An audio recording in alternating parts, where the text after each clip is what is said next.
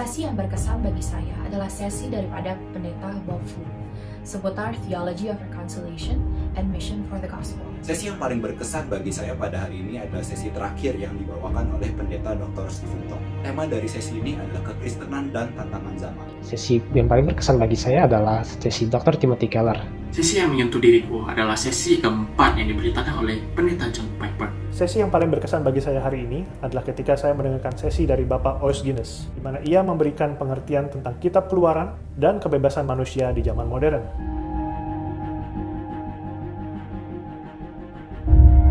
Pendeta Bob Fu mengatakan bahwa misi rekonsiliasi yang diberikan langsung oleh Kristus kepada kita di 2 Korintus 5 ayat 18 adalah misi rekonsiliasi hubungan atau relationships. Mulai dari reconciliation daripada hubungan man to God, man to self, man to man to creature, and man to earth. Tanpa restorasi hubungan man to God, rekonsiliasi hubungan lainnya tidak mungkin dapat dilakukan.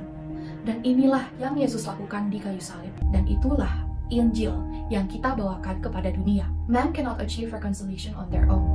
And thus, God begins and fulfill the reconciliation so that all who believe in Christ shall not perish. Di sesi ini, Pendeta Stephen Tong menguraikan fondasi dari agama dan ideologi-ideologi yang bertentangan dengan firman Tuhan, seperti agama Islam, Marxisme, komunisme, evolusionisme, logical positivism, dan ateisme yang berasal dari pemikiran Stephen Hawking. Dia sangat benar ketika ia mengatakan, "Great love makes you capable of great anger." Karena Allah begitu kasih atau cinta akan umatnya, maka wajar saja kalau Allah itu marah atau murka ketika manusia berdosa atau melawan dia. Dan kalau Allah tidak mengasihi umatnya, untuk apa dia peduli?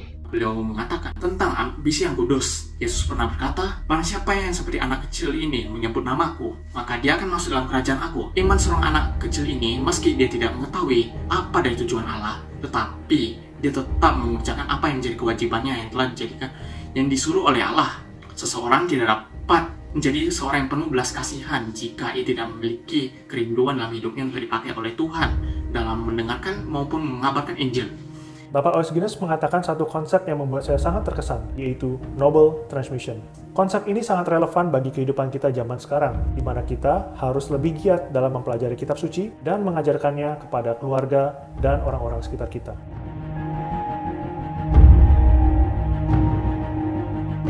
Hari ini saya diingatkan kembali bahwa restorasi bukanlah nanti, tetapi sekarang. Pekerjaan rekonsiliasi dimulai lebih lama dari sejak di kayu salib. Pekerjaan rekonsiliasi tidak terjadi nanti ketika Kristus datang kembali. Rekonsiliasi terjadi sekarang, hari ini, jam ini. Completion of God's reconciliation tentunya nanti akan terjadi.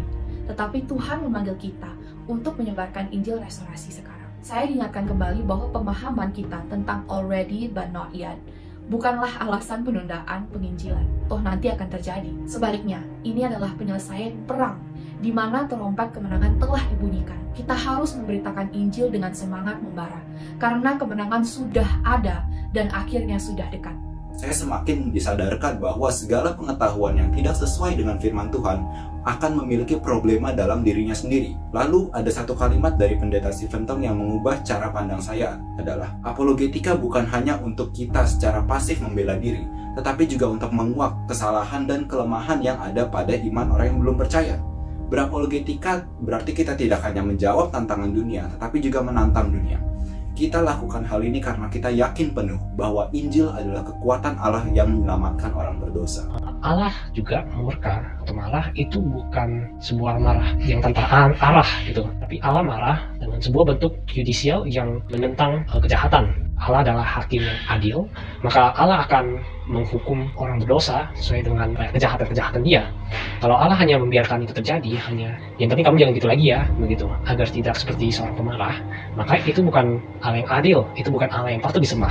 Dengan demikian, saya belajar bahwa setiap orang percaya wajiblah bersaksi dan milikilah semangat yang berapi-api. Pergilah perang, menyelamatkan orang yang hilang, berbelas kasihanlah dan selamatkan orang yang hilang. Sebab orang yang hilang tersebut akan berujung kematian yang kekal. Kita harus sadar bahwa kita tidak boleh sombong akan iman kita. Apabila kita yang sudah berada di dalam keluarga Kristen begitu lama, aktif dalam pelayanan gereja, bahkan memiliki lingkungan kerja Kristen sekalipun, kita harus sadar bahwa kita harus terus-menerus memiliki hati yang ingin belajar dan terus memperbaharui iman kita.